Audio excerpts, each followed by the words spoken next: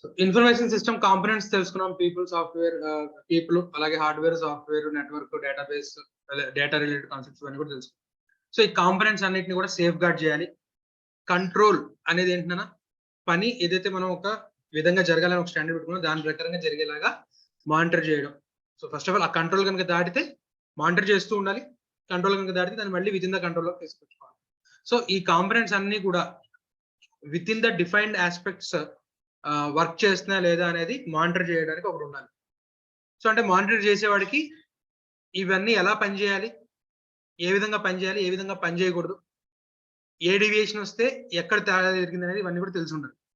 So ఇవన్నీ monitor చేసేది ఎవరు? మేనేజ్మెంట్. మేనేజ్మెంట్ కి టెక్నికల్ నాలెడ్జ్ ఉండొచ్చు, ఉండకపోవచ్చు. కాబట్టి మేనేజ్మెంట్ కి ఫస్ట్ అవగాహన ఉండాలి. వాళ్ళకి ఇవన్నీ మాకు అర్థం కావాలనుకుంటే దీనికి సెపరేట్ గా ఇంకొక పర్సన్ ని హైర్ చేసుకోవాలి, ఒకటి సెపరేట్ ఒక డిపార్ట్మెంట్ పెట్టాలి అనేది ఎప్పుడు తెలుస్తుందంటే ఒకవేళ వీటి నుంచి ఏదైనా రిస్క్ కనుక వస్తే ఎంటైర్ ఆర్గనైజేషన్ కొలాప్స్ అయిపోతుంది అనే భయం ఉంటే అప్పుడు ఈ కంట్రోల్స్ కానీ వీటన్నిటికి సెపరేట్ గా ఒక డిపార్ట్మెంట్ వాటిని పెడతారు. లేకపోతే బిజినెస్ నడుస్తుంది కదా అని నడవనిస్తారు. So information system controls. So whenever a threat exploits a vulnerability, ఇదంతా మనం స్టార్టింగ్ లో రిస్క్ అనాలిసిస్ లో భాగంగా చెప్తున్నాం. So whenever a threat exploits vulnerability, it gives us a risk. However, risk can never be completely eliminated, but only be mitigated, as there is always a component of inherent risk. Inherent risk అక్కడ మనం residual risk, accepted risk ఇలాగ మనం చెప్పుకున్నాం. So some of the critical controls that may lack in computerized environment are as follows: lack of management understanding of information system risks and related controls, absence of inadequate IS control framework, absence of weak general controls and IS controls, lack of awareness and knowledge of IS risks and controls among the business users and even IT staff. వాళ్ళకు కూడా అందుకే మనం ఏమన్నా risk document అనేది తయారు చేయండి, దాన్ని అందరికీ కూడా ఎడ్యుకేట్ చేయండి. ఆల్ లెవెల్స్ దాన్ని ఏం చేయాలని చెప్తున్నాం? ఎడ్యుకేట్ చేయాలి అని చెప్తున్నాం. అలా అవ్వకపోతే వచ్చే ప్రాబ్లమ్స్ ఇవన్నీ కూడా. Complexity of implementation of controls in distributed computing environment and extended enterprises. సరే, నువ్వు ఒక కంట్రోల్ సిస్టమ్ అయితే తయారు చేసుకున్నావు, కానీ నీ ఆర్గనైజేషన్ చాలా పెద్దది, ప్రాసెసింగ్ అనేది డిఫరెంట్ లెవెల్స్ లో జరుగుతుంది. అక్కడ ప్రతి చోట ఇలా కంట్రోల్స్ ఇంప్లిమెంట్ చేయాలంటే ఇది కొంచెం కష్టంతో కూడుకున్నటువంటి పని అయి ఉండొచ్చు. సో అలాగే lack of control features of their implementation in high technology driven environments, inappropriate technology implementation. Technology ఉంది కానీ అది మనకి అప్రోప్రియేట్ గా లేదు. సో ఇలాంటివన్నీ కూడా అయి ఉండొచ్చు.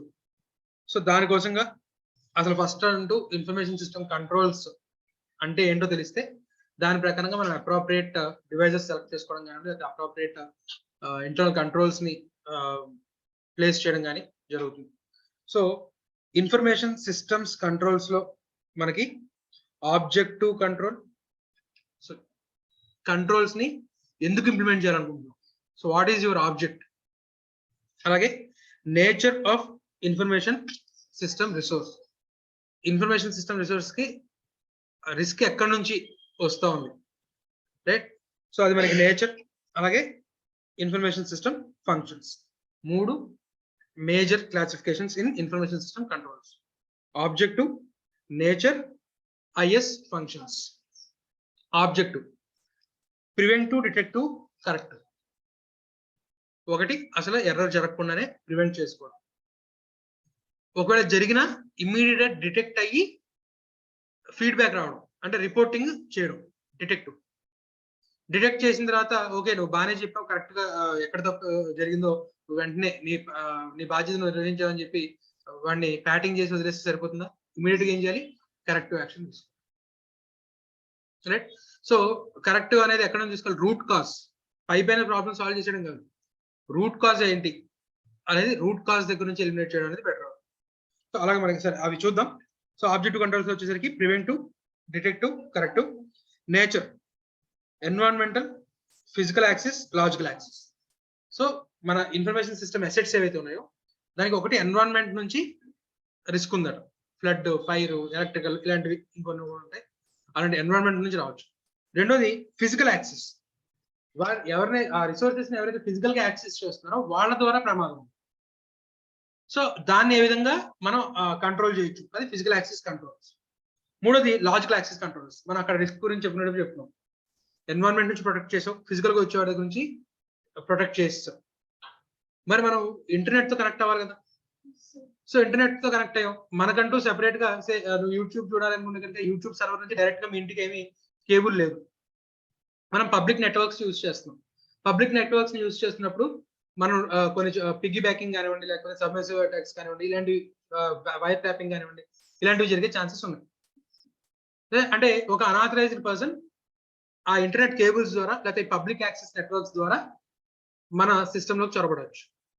సో కాబట్టి అలా లాజికల్ సెక్యూరిటీ కూడా తీసుకొచ్చుకోవాలి. లాజికల్ సెక్యూరిటీలో మనం బేసిక్ అక్కడ చదివాం. Proxy servers, fire walls, intrusion detection systems, ఇలాంటివన్నీ అక్కడ మనం బేసిక్ చదివాం. అవన్నీ ఇక్కడ మనం ఇన్ డీటెయిల్ లో చదువుతాం. రైట్. సో నువ్వు గోడలో గేడ్లో దిట్టంగా కట్టుకొని రెడీగా ఉన్నావు, బాగానే ఉంది. కానీ దాంట్లో కేబుల్ అయితే వస్తుంది. సో ఆ కేబుల్ ద్వారా వాడు రావచ్చు. సో లాజికల్ యాక్సెస్ ఉండాలి.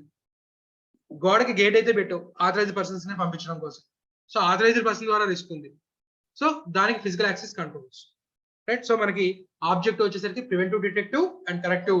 నేచర్ వచ్చేసరికి ఎన్విరాన్మెంటల్, ఫిజికల్ అండ్ లాజికల్. మూడోది is functions, management control framework, application control framework. Management overall గా ఏం కంట్రోల్స్ చేయాలి, ఈచ్ అండ్ ఎవ్రీ అప్లికేషన్ కి సెపరేట్ గా మనకి ఏ విధంగా కంట్రోల్స్ అనేవి ఉండాలనేది మనం చూస్తాం. Right. So first of all classification of objective of controls. First the preventive.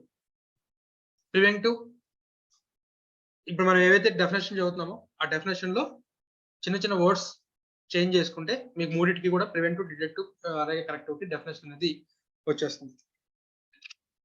These controls prevent errors, omissions or security and malicious incidents from occurring. Prevent తీసేసి detect పెట్టారు అనుకోండి. So these controls detect errors, omissions or security and malicious incidents after occurring. Occur అయిన తర్వాత immediate గా ఏం చేస్తుంది, detect చేస్తుంది. Right. So corrective వచ్చేసరికి ప్రివెంట్ తీసేసి కరెక్ట్. అంటే మీకు కామన్ గా మీరు గుర్తుపెట్టుకోవాలి errors, omissions, security and malicious incidents అనేది మీరు గుర్తుపెట్టుకుంటే దాని ప్రకారంగా మనం డెఫినేషన్ మార్చుకోవచ్చు. ఎగ్జాంపుల్స్ అవి మనం చాలా చోట్ల చెప్పుకుంది మీకు అర్థం అవుతుంది. ఇది మెయిన్ క్యారెక్టరిస్టిక్స్ గుర్తుపెట్టుకోవాలి. ప్రివెంటివ్ కి, డిటెక్టివ్ కి, కరెక్టివ్ కి మెయిన్ క్యారెక్టరిస్టిక్స్ ఏవైతే ఉన్నాయో వాటి గుర్తుపెట్టుకోవాల్సి ఉంటుంది. ప్రివెంటివ్ చేయాలి అంటే కనుక first of all A threats ఉన్నాయి, ఏ వల్నరబిలిటీస్ ఉన్నాయో నీకు తెలియాలి. అదంతా కూడా మళ్ళీ మనం రిస్క్ కంట్రోల్స్ అక్కడ చూసాం. A clear cut understanding about the vulnerabilities of the asset, understanding probable threats, provision of necessary controls for probable threats for utilizing. ఇదంతా ఎక్కడ చదివినట్టుందా? రిస్క్ అనాలిసిస్, ప్రాబబిలిటీ, ఆ తర్వాత దాన్ని బట్టి మనం ఏం చేస్తున్నాం, రిస్క్ స్ట్రాటజీస్, ఎలిమినేటా, యాక్సెప్టా, ట్రాన్స్ఫరా అలా చదువుకున్నాము. సో దానికి సంబంధించి సో ఏ అసెట్స్ కి వల్నరబిలిటీ, ప్రాబబిలిటీస్ చూడు, దాని ఎక్స్పోజర్ రిస్క్ చూడు, దాన్ని బట్టి స్ట్రాటజీస్ సెలెక్ట్ చేసుకుంటాం. సో బాగా ఎక్కువ exposure, high risk, high exposure. And high exposure అంటే ఏంటి, మానిటరీగా బాగా ఎక్కువ లాస్ జరుగుతుంది. అలాంటి వాటికి ప్రివెంటివ్ కంట్రోల్స్ ఖర్చు ఎక్కువైనా సరే ఏం చేస్తావు, ప్రివెంటివ్ కంట్రోల్స్ పెట్టుకుంటాం. రైట్. సో అలాగా ప్రివెంటివ్ కంట్రోల్స్ దేనికి ఎక్కడెక్కడ పెట్టాలంటే మనకి clear cut understanding about assets vulnerabilities, దాని ఎక్స్పోజర్ రిస్క్ కానివ్వండి, ఇవన్నీ కూడా మనకి తెలియాలి. దానికి సంబంధించి చిన్న ఎగ్జాంపుల్ ఇస్తాడు చూడండి. రెస్ట్రిక్టెడ్ అంటే మాన్యువల్ గా అలాగే కంప్యూటరైజ్ కంట్రోల్స్ రెండు చెప్తున్నాడు. Restrict unauthorised entry into the premises. వేరే వాళ్ళని ప్రిమిసెస్ లోపలికి రానివ్వాలనుకుంటే గేట్ దగ్గర వాచ్మెన్ పెట్టు. అదే కంప్యూటరైజ్ కంట్రోల్ అయితే నువ్వు ఏం చేయి, బయోమెట్రిక్ యాక్సెస్ పెట్టు. బయోమెట్రిక్ ఇస్తేనే గేట్ ఓపెన్ అయ్యేలాగా పెట్టుకో. రైట్. అలాగే restrict unauthorised entry into the software applications. System ముందుకు వచ్చి ఏదో వచ్చేసాడు, వచ్చి సిస్టమ్ ముందు ఎంట్రీ కొట్టేద్దామంటే కుదరనివ్వకుండా నువ్వేం చేయొచ్చు, ఆ సిస్టమ్స్ అన్నిటిని ఒక రూమ్ లో పెట్టి ఆ రూమ్ తాళం వేసి, ఆఫీస్ ఓపెన్ అయిన తర్వాత మేనేజర్ వచ్చి తాళం ఓపెన్ చేస్తాడు, ఆఫీస్ అయిపోయిన తర్వాత మేనేజర్ వచ్చి తాళం వేసేసుకుంటాడు. అదే కంప్యూటరైజ్డ్ అనుకోండి, ఈచ్ అండ్ ఎవ్రీ సిస్టమ్ కి నువ్వేం చేయొచ్చు, ఆపరేటింగ్ సిస్టమ్ మనం ఏం చెప్పు, లాజికల్ యాక్సెస్ కంట్రోల్ ఇస్తుందని చెప్పుకున్నామా. ప్రతి డెస్క్టాప్ కి పాస్వర్డ్ పిన్ పెట్టుకో. ఇంకా నీకు కావాలంటే ప్రతి డెస్క్టాప్ కి ఏం పెట్టు, బయోమెట్రిక్స్ పెట్టు. ఇదేంటిది మనకి కంప్యూటరైజ్డ్ కంట్రోల్ కిందకి వస్తుంది. రైట్. సో ఇది మనకి ప్రివెంటివ్. నెక్స్ట్ డిటెక్టివ్ డెఫినేషన్ కనుక చూస్తే, these controls are design to detect errors, omissions and malicious acts that occur and report the occurrence. తెలుసుకుంటుంది అండ్ ఇమీడియట్ గా ఏం చేస్తుంది, రిపోర్ట్ చేస్తుంది. సో ఆల్మోస్ట్ ఆల్ పైన డెఫినేషన్. కాకపోతే ఇక్కడ ఏం మారింది, detects, so design to detect, అలాగే report the occurrence. Right. So main characteristics చూడండి. Clear understanding of, first of all ఎలాంటి డిటెక్ట్ చేయాలి అంటే కనుక అన్లాఫుల్ యాక్టివిటీస్ డిటెక్ట్ చేయాలి. సో అన్లాఫుల్ యాక్టివిటీస్ ఏంటో తెలియాలంటే కనుక నువ్వు లాఫుల్ గా ఏం జరగాలో ఒకటి ఫీడ్ చేసి ఉంచాలి. అలాగే ప్రివెంటివ్ మెజర్స్ ఏవైతే పెట్టావో, ప్రివెంటివ్ మెజర్స్ దాటుకొని వచ్చింది. ఓకే, ఇది సర్పాస్ చేసి వచ్చింది. సిస్టమ్ లో నువ్వు ఏదైతే ఇంటర్నల్ కంట్రోల్ పెట్టావో ఆ ఇంటర్నల్ కంట్రోల్ ని సర్పాస్ చేసి వచ్చింది చూడు అని చెప్పి ఇమీడియట్ గా ఏం చేయగలగాలి, డిటెక్ట్ చేయగలగాలి. సో అలాంటివన్నీ కూడా. An established mechanism to refer the reported unlawful activities to the appropriate person or group, whistleblower mechanism. ఎవరికి ఈ అన్లాఫుల్ కానివ్వండి, లేకపోతే ఇంటర్నల్ కంట్రోల్ ప్రకారంగా కాకుండా సర్పాస్ అయ్యి వచ్చిన వాటిని ఎవరికి రిపోర్ట్ చేయాలి అనేది ఒక స్ట్రక్చర్ మెయింటైన్ చేయాలి. ఆ విజిల్ బ్లోయర్ పాలసీ అనేది మెయింటైన్ చేయాలని చెప్తాడు. Interaction with preventive controls. Preventive controls అప్పటికప్పుడు ఇంటరాక్షన్ అవుతూ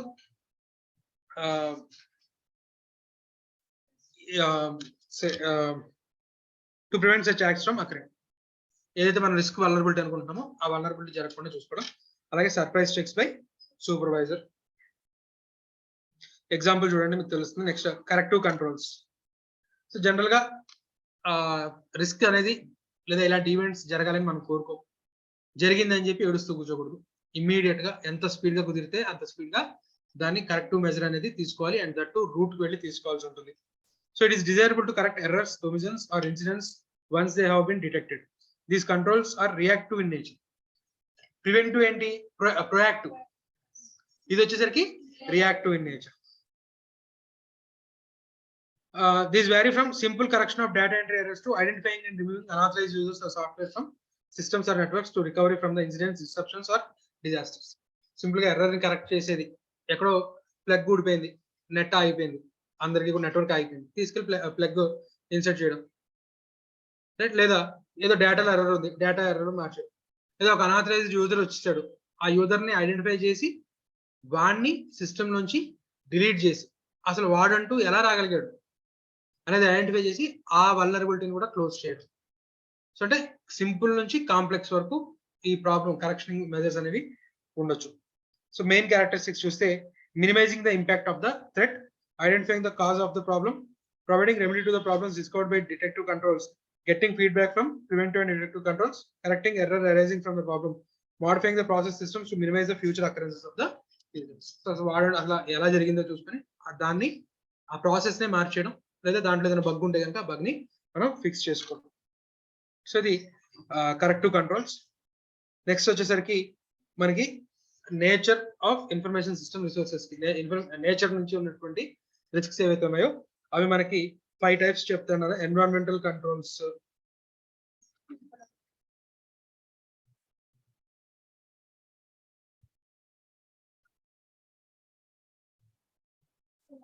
సో ఎన్విరాన్మెంటల్ ఫంక్షన్స్ లో IS control environmental, physical, logical. Environmental లో మళ్ళీ మనకి ఫైర్, ఎలక్ట్రిసిటీ, వాటర్, పొల్యూషన్ ఇలా 4 ఇచ్చాడు కదా.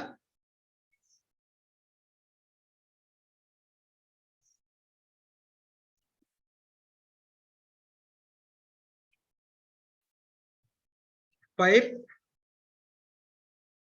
ఎలక్ట్రికల్, వాటర్,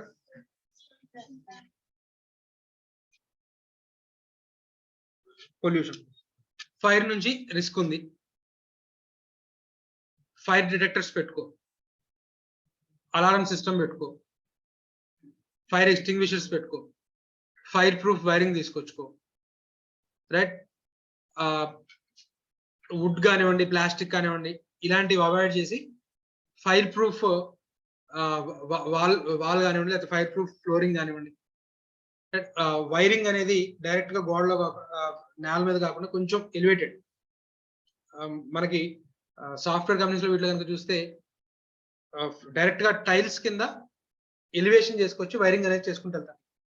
సిస్టమ్స్ కనెక్ట్ అయి ఉండాలి కాబట్టి కొంచెం ఎలివేట్ చేసుకొని వైరింగ్ అనేది తీసుకొస్తారు. సో దట్ ఫైర్ యాక్సిడెంట్ ఏదైనా అయినా సరే ఆ వైర్ దాకా రీచ్ అవ్వడానికి కొంచెం టైం పడుతుంది. సో ఇలాగ రకరకాల కంట్రోల్స్ తీసుకోమని చెప్తాడు. సో అవన్నీ ఒకసారి చూసేద్దాం. చూడండి, స్పీడ్ గా చూసేద్దాం. అవి మీరు లోపల మ్యాటర్ ఒక్కసారి సింగిల్ రీడింగ్ అయితే ఇవ్వండి. సో స్మోక్ డిటెక్టర్స్ పెట్టుకో, ఎలక్ట్రికల్ ఫైరింగ్ జరగకుండా బెటర్ స్టాండర్డ్ వైరింగ్ యూజ్ చేయి, fire extinguishers, fire alarms, regular inspection and raising inspection, ఎప్పటికప్పుడు ఇన్స్పెక్షన్ చేసి ఎక్కడైనా అలాంటి వల్నరబిలిటీస్ ఏమైనా ఉంటే వాళ్ళని ఎడ్యుకేట్ చేయడం. అలాగే document and tested emergency evacuation plans, ఏ విధంగా ఎవాక్యుయేట్ అవ్వాలి అనేది డాక్యుమెంట్ చేయాలి, దాని టెస్ట్ కూడా చేయాలి. సో ఎవాక్యుయేషన్ ప్లాన్స్ మళ్ళీ ఎక్కడికక్కడ అవసరమైన చోట పేస్ట్ చేయడం. సో ఇలాంటివన్నీ కూడా మనకి అవసరం. సో ఒకవేళ ఫైర్కి సంబంధించి అడిగితే కనుక మనం ఈ సైడ్ హెడ్డింగ్స్ అట్లీస్ట్ ఆ సైడ్ హెడ్డింగ్స్ లో లోపల మ్యాటర్ మనం సింపుల్ గా రాయగలమా లేదా? సో ఒక సింగిల్ రీడింగ్ ఇస్తే మీరు రాయగలరు. ఫస్ట్ అంటే సైడ్ హెడ్డింగ్స్ అంటే మనకు గుర్తుండాలి. సో అలాగా సైడ్ హెడ్డింగ్స్ తీసుకోండి. Next electrical exposures. ఎలక్ట్రికల్ నుంచి ఒకటి కరెంట్ పోవచ్చు, దానికి బ్యాకప్ ఇన్వర్టర్స్ కానివ్వండి లేదా మనకి జనరేటర్స్ కానివ్వండి కావాలి. దాన్ని అన్ఇంటరప్టెడ్ పవర్ సర్వీసెస్ అంటాం. యూపీఎస్ అనేది యూజ్ చేసుకోవాలి, రైట్? లేదా రెండోది మనకి ఏంటి, ఐదర్ ఎక్కువ వోల్టేజ్ రావడం లేదా తక్కువ వోల్టేజ్ రావడం. సో అలా అంటూ వచ్చినప్పుడు ఆ యూపీఎస్ లోనే మనం సర్జ్ ప్రొటెక్షన్, వోల్టేజ్ స్టెబిలైజర్స్ అంటాం కదా. సో సర్జ్ మనకి మనం ఏవైతే ఎలక్ట్రికల్ సాకెట్స్ వాడుతున్నామో కంప్యూటర్స్ కానివ్వండి, కాస్త హై అండ్ ల్యాప్టాప్స్ ఇవి యూజ్ చేసేటప్పుడు సర్జ్ ప్రొటెక్టర్స్ అనేది సెపరేట్ గా మళ్ళీ స్పైక్స్ అంటాం కదా, వాటిని వాడతాం. సో దట్ కాస్త మనకి ఒకవేళ ఎక్కువ పవర్ వచ్చినా కూడా మన ఎసెట్ కి ఏం కాకుండా ఉంటుంది. సో అలాగా ఆ సర్జ్ ప్రొటెక్టర్ అనేది యూపీఎస్ లోనే ఇన్స్టాల్ చేసేసుకోవడం. లేదు కరెంట్ పోతే వేరే లైన్ నుంచి మనకి పవర్ వచ్చేలాగా చూసుకోవడం. బ్యాకప్ ప్లాన్స్ 2-3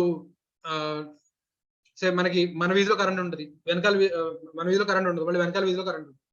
సో ఇలాంటి డిఫరెంట్ డిస్ట్రిబ్యూషన్స్ చూసుకొని వేరే లైన్ నుంచి కూడా పవర్ మనం ఇంటిగ్రేట్ చేసుకున్నాం అనుకోండి. ఒక లైన్ పవర్ ఫెయిల్ అయినా సరే మనం ఇంకో లైన్ నుంచి ఇమీడియట్ గా పవర్ అనేది తీసుకోవచ్చు. సో అలాంటివి తీసుకోమంటాడు. వోల్టేజ్ రెగ్యులేటర్స్, సర్క్యూట్ బ్రేకర్స్ పెట్టుకోమంటాడు. ఎమర్జెన్సీ పవర్ స్విచ్ ఆఫ్, ఏదైనా సింగిల్ కిల్ స్విచ్ అంటాం నేను, ఆ స్విచ్ ని కనుక కిల్ చేసామంటే ఎంటైర్ పవర్ సోర్స్ అనేది ఆగిపోతుంది. సో దట్ ఏదైనా ఫైర్ యాక్సిడెంట్ ఏదైనా జరిగినా సరే ముందు ఆ కిల్ స్విచ్ ని కనుక మనం నొక్కేసామంటే ఎలక్ట్రిసిటీ ఆగిపోతుంది. సో అలాగా ఆ స్విచ్ అనేది పెట్టుకోమంటాడు. నెక్స్ట్ వాటర్ డ్యామేజ్, మనకి ఇవన్నీ కూడా మనకి హ్యూమిడిటీ ససెప్టబుల్ అన్న, మనకి ఈ మదర్ బోర్డ్స్ కానివ్వండి, చిప్స్ కానివ్వండి, ఇవన్నీ ఏ మాత్రం హ్యూమిడిటీ ఉన్నా కూడా ఇమీడియట్ గా షార్ట్ సర్క్యూట్ అనేది అవుతుంది. సో దానికోసంగా వాటర్ డిటెక్షన్, ఏ ఫ్లోర్ కి ఆ ఫ్లోర్ లో ఏ మాత్రం కొంచెం తడి వచ్చినా సరే ఇమీడియట్ గా అలారం మోగేలాగా దానికి సంబంధించిన డిటెక్షన్. ఏ ఫ్లోర్ లో ఎక్కడ అంటే ఏ సెక్యూరిటీ గార్డ్ వాటర్ తాగుతూ బాటిల్ కింద పడేసాడు, ఇమీడియట్ ఫ్లోర్ మీద వాటర్ పడిన వెంటనే సెన్సార్ అనేది మనకి నోటిఫికేషన్ అలారం ఇచ్చేలాగా. లేదా ఒక పర్టికులర్ ఫ్లోర్ లో హ్యూమిడిటీ పెరిగిపోయింది, వర్షాకాలం, సరైన ఏసీ సిస్టమ్ కనుక నువ్వు మెయింటైన్ చేయకపోతే హ్యూమిడిటీ పెరిగిపోతే షార్ట్ సర్క్యూట్ అవుతుంది. సో ఆ వాటర్ డిటెక్షన్ కానివ్వండి, అలారం కానివ్వండి, ఇలాంటివన్నీ పెట్టుకోవడం.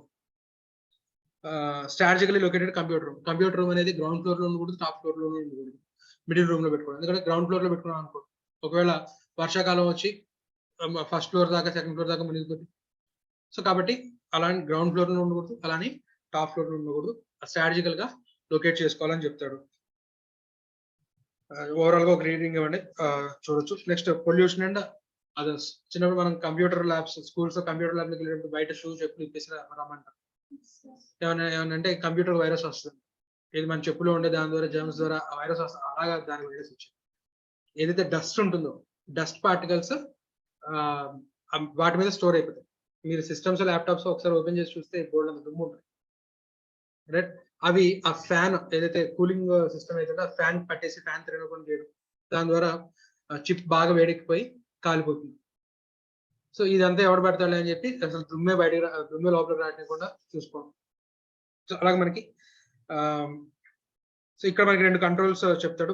పొల్యూషన్ డ్యామేజ్, మనకి ఎలక్ట్రిసిటీ ఏదైతే ఉందో గట్టిగా వర్షం పడినా లేకపోతే ఏదైనా సరే పవర్ సోర్స్ ఒకటి పోవచ్చు, కాబట్టి మల్టిపుల్ పవర్ సోర్సెస్ నుంచి కనెక్షన్ తీసుకోమంటాడు. 2 సబ్ స్టేషన్స్ నుంచి తీసుకోమని చెప్తాడు. సో ఒక సబ్ స్టేషన్ ట్రిప్ అయిపోయినా ఇంకో సబ్ స్టేషన్ నుంచి పవర్ ఉంటుంది. రైట్, అలాగే ఫ్లోర్ లో ఈటింగ్, డ్రింకింగ్, ఇవి స్మోకింగ్ చేయకుండా చూసుకోమని చెప్తాడు. అలాగే డస్ట్ ఎక్కువ లేకుండా చూసుకోమని చెప్తాడు. సో ఇక్కడ మనకి ఎన్విరాన్మెంటల్ అయిపోయింది. సో నేచర్ లో ఎన్విరాన్మెంట్ అయిపోయింది. ఇప్పుడు రెండోది ఫిజికల్ గా పర్సన్స్ సిస్టమ్స్ ని యాక్సెస్ చేయడానికి వస్తున్నారు కదా. సో అలా వచ్చేటప్పుడు మనకు ఉండేటటువంటి ఆఫీస్ లోకి ఫిజికల్ గా జనాల్ని రెస్ట్రిక్ట్ చేయాలి. ఆథరైజ్ మాత్రం లోపలికి రానివ్వాలంటే మాన్యువల్ గా గోడ కట్టు, గేట్ పెట్టు, లేదా ఒక సెక్యూరిటీ గార్డ్ పెట్టు, ఇవన్నీ మాన్యువల్ కంట్రోల్స్.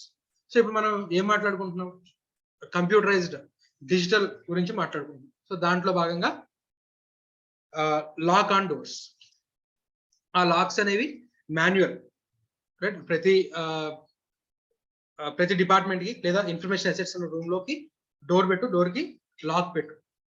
మెటల్ కీ ఉందనుకోండి, ఆ మెటల్ కి డూప్లికేట్ ఏమీ లేకుండా ఎవడైతే రెస్పాన్సిబుల్ పర్సన్ ఉన్నాడో ఆ రెస్పాన్సిబుల్ పర్సన్ కి డూప్లికేట్ కీస్ అన్ని కూడా ఎవరైతే మేనేజ్మెంట్ ఉంటాడో వాళ్ళ దగ్గర మాత్రం పెట్టుకోవాలి, బయటకి ఇంకెక్కడ లేకుండా ఫిజికల్ ఇది పెట్టు, మెటల్ కీ పెట్టు.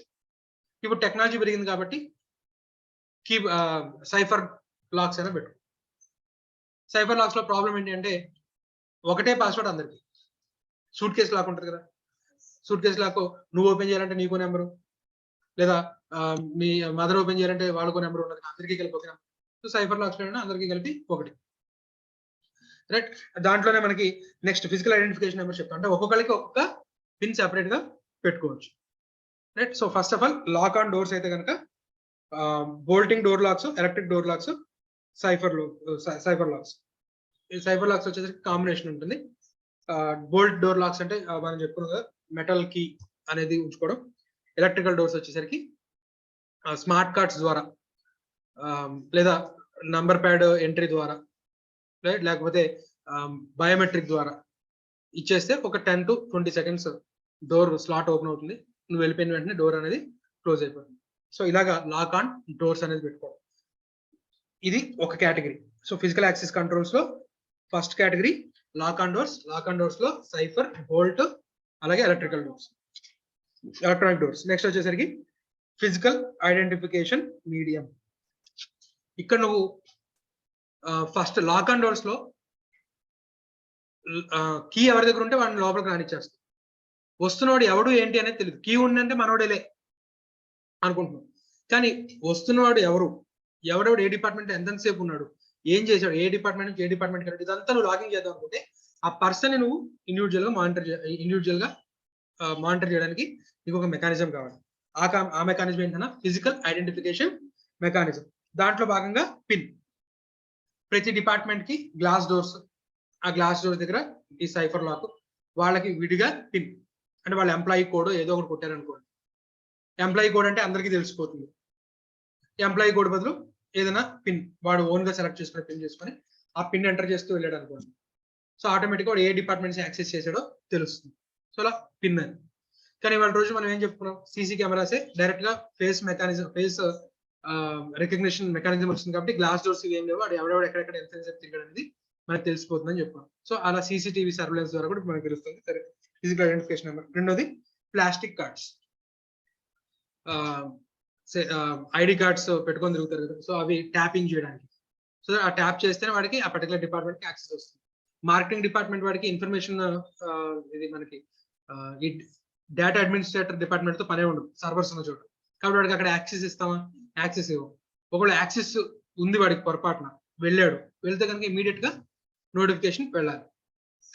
సో అలాగే మనకి ప్లాస్టిక్ కార్డ్స్, ఐడెంటిఫికేషన్ బ్యాడ్జెస్. మన ఎంప్లాయీస్ కి అయితే ఈ ప్లాస్టిక్ కార్డ్స్ అవి ఇచ్చేస్తాం. 2-3 రోజులకి టెంపరీగా వచ్చి వెళ్ళే వాళ్ళకి, లేకపోతే కాంక్రీట్ రైటర్ వచ్చాడు,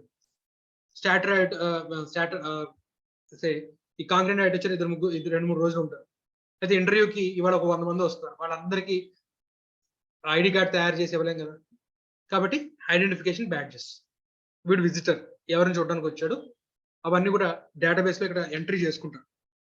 ఎంట్రీ చేసుకుని ఒక టెంపరీ కార్డ్ ఇస్తారు. ఆ టెంపరీ కార్డ్ పట్టుకొని వెళ్ళాలి. అండ్ యాక్సెస్ పాత్ కూడా వాడు అది ట్యాప్ చేస్తూ ఎక్కడెక్కడికి వెళ్ళగలడు అనేది యాక్సెస్ పాత్ కూడా డిజైన్ చేసి ఇచ్చేస్తారు. సో దట్ వాడు పర్టికులర్ గా అక్కడికి మాత్రమే వెళ్ళదు. ఇంకా అవసరం అనుకుంటే వాడిని ఎస్కార్ట్ చేస్తూ మన ఎంప్లాయీస్ ని ఏమైనా పెడతాం. ఎస్కార్ట్ సర్వీస్ మనం చూద్దాం. నెక్స్ట్ వచ్చేసరికి ఫస్ట్ ఏంటి లాక్ ఆన్ డోర్స్, రెండోది ఫిజికల్ ఐడెంటిఫికేషన్ మీడియం, మూడోది logging on facilities. So logging on facilities లో ఇంతకు ముందు అయితే కనుక విజిటర్స్ బుక్ మెయింటైన్ చేసేవాళ్ళం సెక్యూరిటీ గార్డ్ దగ్గర, అంటే మల్టిపుల్ లెవెల్స్ లో, రిసెప్షనిస్ట్ దగ్గర, మళ్ళీ ఇంకెక్కడైనా అవసరం అయితే ఇంకెక్కడైనా. సో ఒకవేళ ఏదైనా జరిగితే కనుక ఈ లాగ్స్ అన్నిటిని కూడా మనం ఏం చేయొచ్చు, వెరిఫై చేసుకొని ఎవడు అనేది మనం ఐడెంటిఫై చేయడం. కానీ ఇప్పుడు మాన్యువల్ లాగింగ్ బదులు ఏమైపోయింది, డిజిటల్ లాగ్స్ అనేది మెయింటైన్ చేయాలి. వాడు ఎక్కడెక్కడ ట్యాప్ చేసాడు ఏంటి, ఇంకా అవసరం అనుకుంటే బయోమెట్రిక్స్ ద్వారానే, అంటే ఫేషియల్ రికగ్నిషన్ ద్వారానే వాడు ఎక్కడెక్కడ ఉన్నాడు ఏంటి అనేది తెలిసిపోతుంది. సిస్టమ్ ని లాక్ చేయకుండా వాడు ఎక్కడికో లైక్ కెఫ్టీరియాకి వెళ్ళిపోయాడు, సిస్టమ్ లాక్ చేయకుండా, ఇమీడియట్ గా హెచ్ఆర్ సాయంత్రానికి పిలిచేస్తాడు. లేదా డేటా అడ్మినిస్ట్రేటర్ ఎవరైతే ఉంటాడో ఇమీడియట్ గా పిలిచేస్తాడు. వాడికి ఎలా తెలిసింది, కెఫ్టీరియాలో ఉన్నాడు, కెఫ్టీరియాలోకి వెళ్ళేటప్పుడు ట్యాప్ చేసి వెళ్ళాలి లోపలికి. ఇక్కడ వాడి సిస్టమ్ ఏమైంది, అన్లాక్ లో ఉంది. ఇమీడియట్ గా పిలిచి నోటీస్ ఇష్యూ చేస్తాడు. రైట్. సో అలాగా మనకి లాగింగ్ అనేది మెయింటైన్ చేస్తే ఇలాంటి వల్నరబిలిటీస్ ఏమైనా ఉంటే, థ్రెట్స్ ఏమైనా ఉంటే ఇమీడియట్ గా మనం ఐడెంటిఫై చేసుకోవచ్చు. So manual logging, electronic logging. Electronic logging ఎలా జరుగుతుంది అనేది మనం ఇందాకే చెప్పుకున్నాం. ట్యాప్ చేసిన ప్రతి చోట కూడా వాడు ఎక్కడెక్కడ ఏ డిపార్ట్మెంట్ లోకి వెళ్ళాడు, ఎంతసేపు స్పెండ్ చేసాడు, అంతా లాగింగ్ అవుతుంది.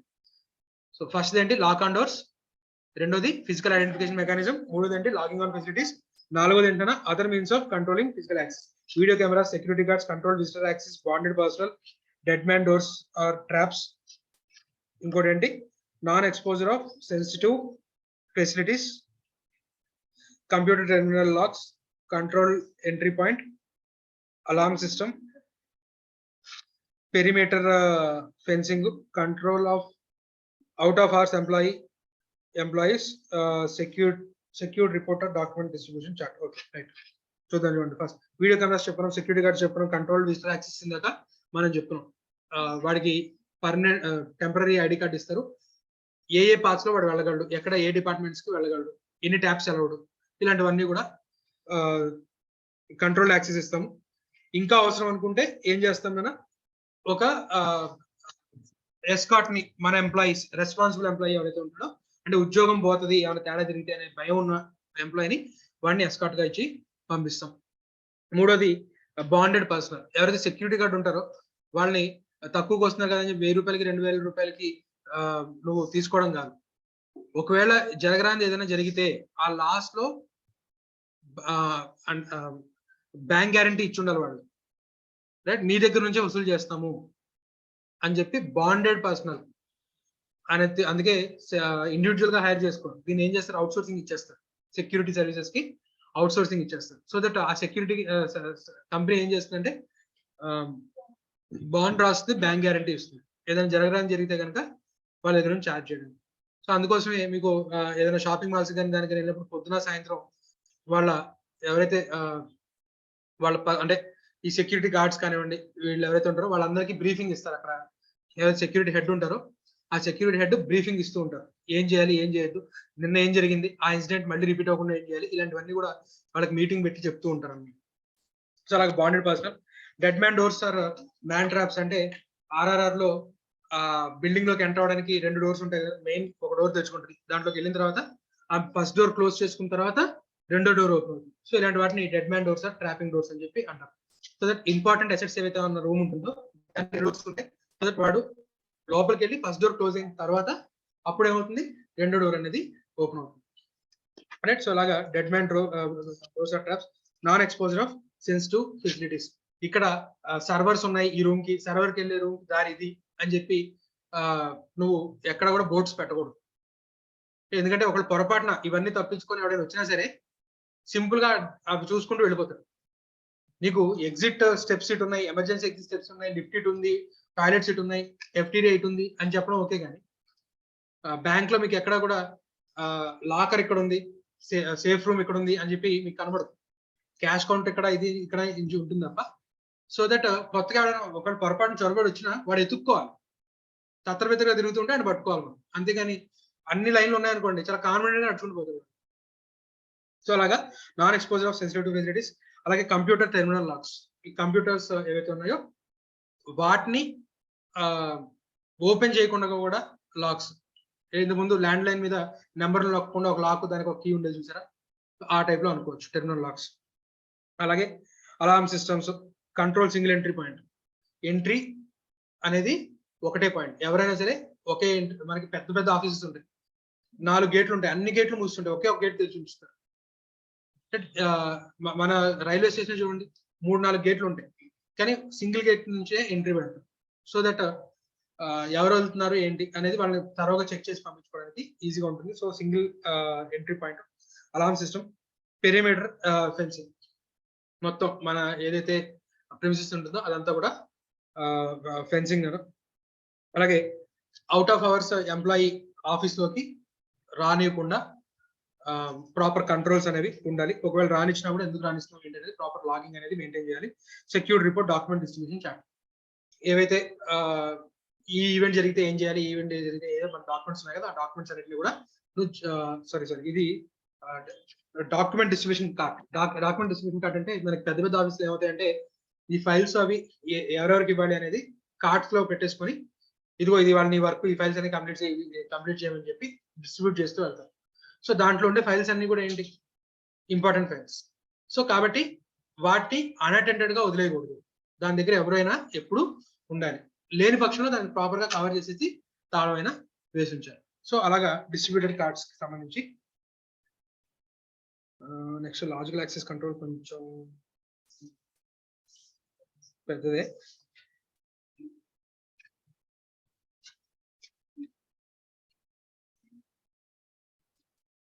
సరే, ఇది నెక్స్ట్ క్లాస్ లో చూద్దాం.